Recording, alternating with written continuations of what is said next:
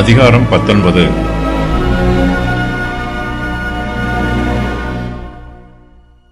அசீரியரின் சேனை எருசலேம் நகரத்தை முற்றுகை போட்டிருக்கிறார்கள். அவர்கள் எருசலேமை முற்றிலுமாய் அழித்து போடுவதற்கு ஆயத்தமாயிருக்கிறார்கள். கர்த்தர் தம்முடைய கிருபையினால் எருசலேம் நகரத்தை சத்துருக்களிடமிருந்து விடுவிக்கிறார். பட்டயத்தினாலும் அம்பினாலும் யுத்தம் நடைபெறவில்லை. ஜெபத்தினாலும் தீர்க்க தரிசனத்தினாலும் கர்த்தருடைய தூதனானவரின் கரத்தினாலும் எருசலேம் தப்புவிக்கப்படுகிறது. ரப்சாக்கேயின் தூஷணமான வார்த்தைகளை கேட்டு எசேக்கியா கலங்குகிறான். அவன் தன்னுடைய பிரதானிகளை ஏசாயா தீர்க்கதரிசியினிடத்தில் அனுப்பி அவரை யூதா தேசத்திற்காக ஜெபம் பண்ணுமாறு வேண்டிக் கொள்கிறான். ஏசாயா தீர்க்கதரிசி எசேக்கியா ராஜாவுக்கு சமாதானமான வார்த்தைகளை சொல்லி அனுப்புகிறார். அசீரியாவின் ராஜாவாகிய சனகரிப் எசேக்கியாவுக்கு ஒரு நிருபத்தை எழுதி அனுப்புகிறான்.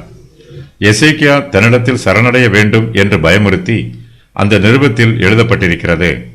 எசேக்கியா அசீரியா ராஜாவின் நிருபத்தையும் தன்னுடைய பரிதாபமான நிலைமையையும் கர்த்தரிடத்தில் சொல்லி ஜெபம் பண்ணுகிறான்.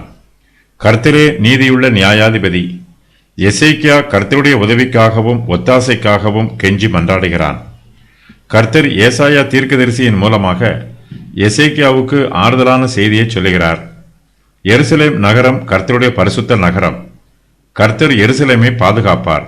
சத்துருக்கள் மூலமாக எருசலேமுக்கு தீங்கு வராது. கர்த்தருடைய தூதனானவர் அசீரியரின் சேனையை சங்காரம் பண்ணுகிறார்.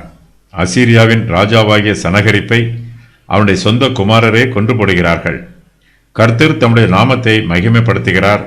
தம்முடைய ஜனத்தை ரட்சிக்கிறார். கர்த்தரை நம்புகிறவர்கள் ஒருபோதும் வெட்கப்பட்டு போக மாட்டார்கள்.